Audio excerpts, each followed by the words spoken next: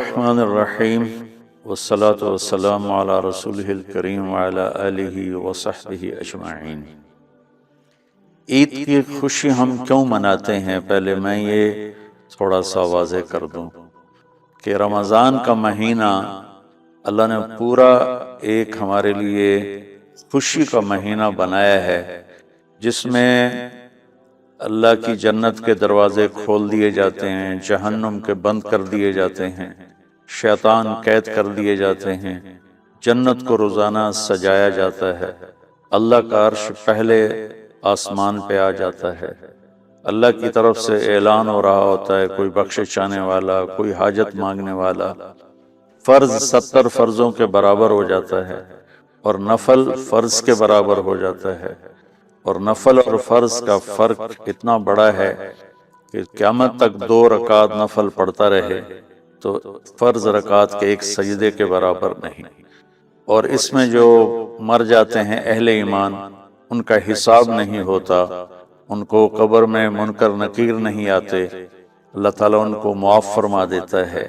اس طرح 29 دن رات یہ سلسلہ چلتا ہے، اور آخری رات پھر اللہ تعالیٰ اعلان فرماتے ہیں کہ میرے بندوں نے رات کو قیام کیا، یعنی تراویح کی نماز پڑھی، دن میں روزہ رکھا، تو میں نے اس پر ان سب کی بخشش فرما دی۔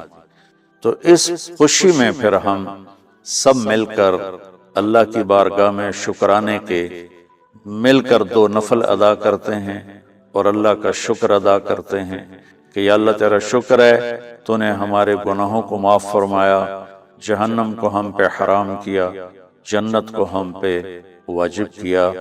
اصل تو عید کی خوشی کی یہ وجہ ہے۔ باقی جو اداسیاں ہیں، ڈپریشنیں ہیں، اس کی وجہ آپس کی محبتوں کا کم ہو جانا ہے، اور دنیا کی ایسی دوڑ جس نے اپنے آپ کو بھی بھلا دیا ہے، اور آپس کی نفرتیں ہیں، اور آپس کے بغض حسد ہیں۔ ان منفی جذبوں نے ہماری خوشیوں کو دھندلا دیا ہے، ورنہ رمضان کا ہر لمحہ خوشی کے لیے ہے، اور عید اس کی پیک ہے، اور پوری زندگی اللہ راضی ہو رہا ہو تو خوشی ہی خوشی ہے۔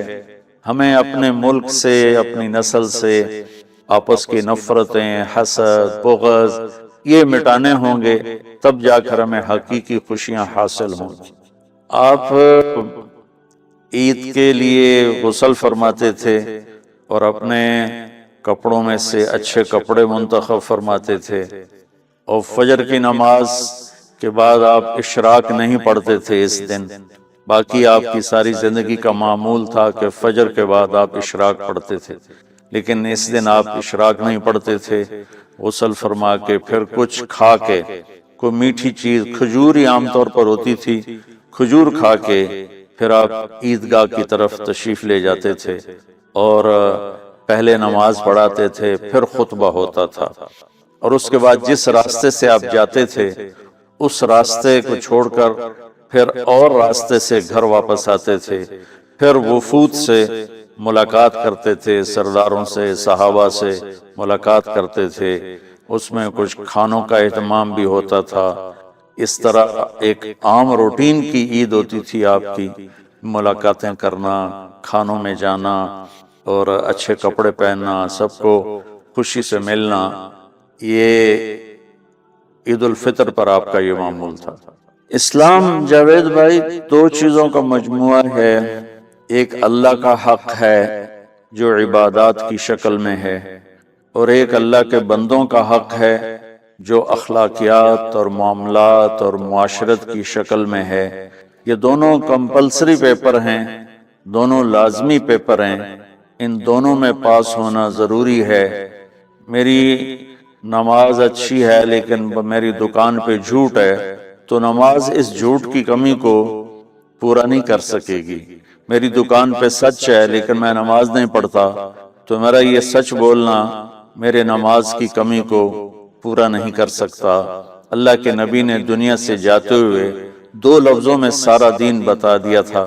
جب آپ کے جانے کا وقت قریب تھا تو آپ 2 لفظ دہرا رہے تھے، الصلاۃ وما ملکت ایمانکم، میری امت میرے بعد ایک نماز نہ چھوڑنا، اور ایک امت کے غریب مسکین لوگوں سے، نوکر غلاموں سے اچھا سلوک کرنا، یہ دو الگ الگ ڈیمانڈ ہیں۔ جیسے پانی پینے سے روٹی کی کمی پوری نہیں ہو سکتی اور روٹی کھانے سے پانی کی کمی پوری نہیں ہو سکتی، یہ دونوں الگ چیزیں ہیں۔ اخلاق کو عبادت کی کمی پر نہیں کر سکتی، اور عبادت کی کمی اخلاق کو اور اخلاق کی کمی کو عبادت پورا نہیں کر سکتی۔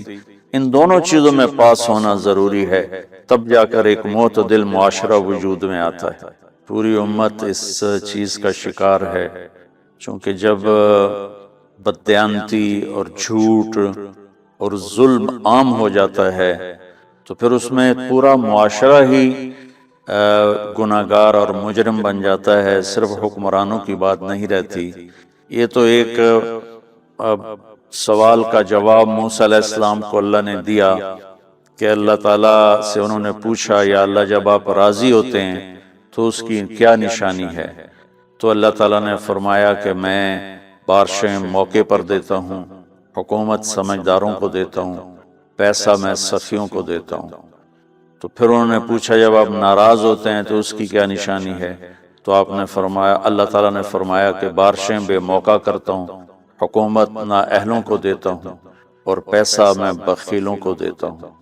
تو جب معاشرے میں عمومی بگاڑ پیدا ہوتا ہے تو اس کا اثر پھر اس شکل میں ظاہر ہوتا ہے، کبھی کسی اور شکل میں ظاہر ہوتا ہے۔ اس چیز کے مجرم نہ صرف حکمران ہیں، نہ صرف بخیل لوگ ہیں، بلکہ تمام طبقات امت کی اجتماعی کوتاہی میں یہ حالات اللہ کی طرف سے پیدا ہوتے ہیں۔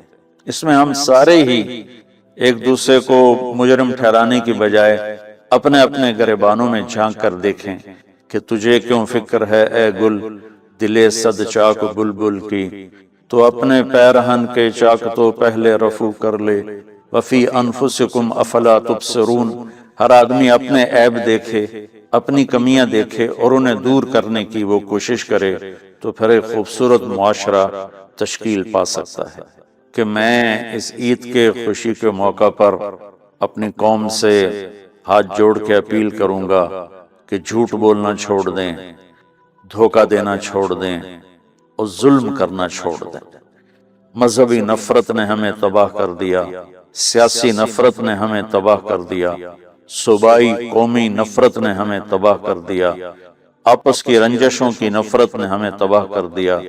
میں ساری قوم کے سامنے جھولی پھیلا کر چاروں صوبوں کے رہنے والوں سے اور ہر مکتب فکر سے متعلق اہل ایمان سے یہ درخواست کرتا ہوں کہ آئیں ہم سچائی کو اپنا ساتھی بنائیں اور دیانتداری سے اپنے آپ کو آراستہ کریں اور انصاف کا ساتھ دیں، نہ ظالم بنیں نہ ظالم کا ساتھ دیں۔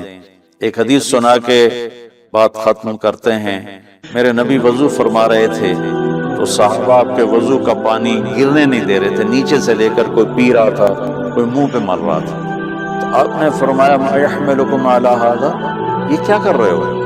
وہ کہنے لگے یا رسول اللہ، اللہ اس کے رسول کی محبت میں کر رہے ہیں۔ تو آپ نے فرمایا میں تمہیں بتاتا ہوں اللہ اس کے رسول سے محبت کرنے والا کون ہوتا ہے۔ فَلْيُصْدِقِ الْحَدِيثَ إِذَا حَدَّثَ، اللہ رسول سے محبت کرنے والا وہ ہوتا ہے جو ہمیشہ سچ بولتا ہے۔ فَلْيُؤَدِّ الْأَمَانَةَ إِذَا تُؤْمِنَ، جو ہمیشہ امانت داری سے کام لیتا ہے، کبھی دھوکہ فراڈ نہیں کرتا۔ فَلْيُحْسِنْ جِوَارَ مَنْ جَاوَرَهُ، اور جو ہمیشہ اپنے پڑوسیوں کے ساتھ اچھا سلوک کرتا ہے، پڑوسی اپنے ہوں، غیر ہوں، مسلم ہوں، نان مسلم ہوں، وہ ان کے ساتھ اچھا سلوک کرتا ہے۔ یہ تین نشانیاں ہیں عشق رسول کی۔ یہ تین باتیں میری قوم اپنا لے تو یہ اندھیرے اجالوں میں انشاءاللہ تبدیل ہو جائیں گے۔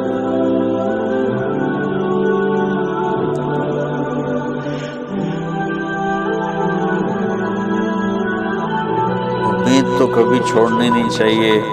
جیسے دیکھیں مریض کے ساتھ ڈاکٹر آخری حد تک جان مارتا ہے، اس کی جان بچانے کی کوشش کرتا ہے، پھر باقی جس کے نصیب میں موت ہوتی ہے وہ مر جاتا ہے، لیکن ڈاکٹر کبھی بھی اس وجہ سے نہیں چھوڑ دیتا کہ یہ مر جائے گا۔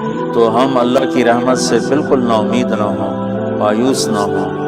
مجھے اللہ کی ذات سے بہت امید ہے۔ ہمارا جو اس وقت قائد ہے، اسے سیاسی بیان نہ سمجھا جائے اللہ کے واسطے۔ میں ایک پاکستان کا شہری ہونے کی حیثیت سے اپنا تجزیہ پیش کر رہا ہوں، غلط بھی ہو سکتا ہے، صحیح بھی ہو سکتا ہے۔ بہت مخلص محنتی آدمی ہے، تو مجھے اللہ کی ذات سے امید ہے اگر ہم سب مل کر ساتھ دیں سچائی کا، دیانتداری کا، انصاف کا، اور آپس کی نفرتوں کو مٹا دیں، تو انشاءاللہ ضرور صبح ہوگی۔ کوئی وجہ ہی نہیں کہ صبح نہ ہو۔